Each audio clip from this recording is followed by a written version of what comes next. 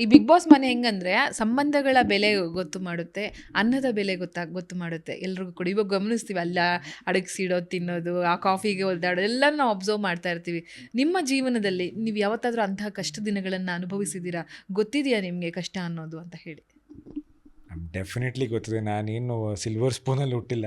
ಯಾಕಂದರೆ ತುಂಬ ಸಲ ಮನೇಲೂ ಅಷ್ಟೇ ಊಟ ಇಲ್ಲದೆ ಇದ್ದಾಗ ನಾವೆಲ್ಲ ಒಂದೊಂದು ಚಪಾತಿನೇ ಶೇರ್ ಮಾಡಿಕೊಂಡು ಮಾಡಿರೋದೆಲ್ಲ ಇದೆ. ಆಮೇಲೆ ನಾವು ಬೆಳೆದಿರೋ ರೀತಿ ಹೇಗಿದೆ ಅಂತಂದರೆ, ಇವಾಗ ನನ್ನ ಹತ್ರ ಇರೋದು ಒಂದು ಚಪಾತಿ ಅಂದರೆ ಬೇರೆಯವ್ರು ಹಚ್ಚಿಕೊಂಡಿದ್ರೆ ಅವರು ಕೊಟ್ಬಿಡೋಣ, ಆ ಥರ ಬೆಳ್ಕೊಂಡು ಬಂದಿರೋದು. ಸೊ ಈ ಬಿಗ್ ಬಾಸ್ ಮನೇಲಿ ನೋಡಿದ್ರೆ ಎಲ್ಲೂ ನಾನು ಕದ್ದಿರೋದಾಗಲಿ, ನಾನೆಲ್ಲೂ ಮಾಡ್ಕೊಂಡು ತಿಂದಿರೋದಾಗಲಿ ಮಾಡಿಲ್ಲ. ಯಾಕಂದ್ರೆ ನಾನು ನೋಡ್ತಿದ್ದೆ ಈ ಮನೆಗೆ ಬಂದಿರೋದು ಎಲ್ಲ ಐಟಮ್ಗಳು ಮನೆಗೆ ಸೇರಲಿ, ನಾವೇನು ಅಷ್ಟು ಡೆಸ್ಪರೇಟ್ ಆಗಿಲ್ಲ ಅಲ್ವಾ, ಆ ಸಿಚುವೇಶನ್ ಬಂದಾಗ ಬೇಕಾದ್ರೆ ಕದ್ದೋಣ, ಅಲ್ಲಿವರೆಗೂ ಮನೆ ಐಟಮ್ ಎಲ್ಲ ಮನೆಗೆ ಇರಲಿ ಅಂತ ಯೋಚನೆ ಮಾಡಿದ್ದು.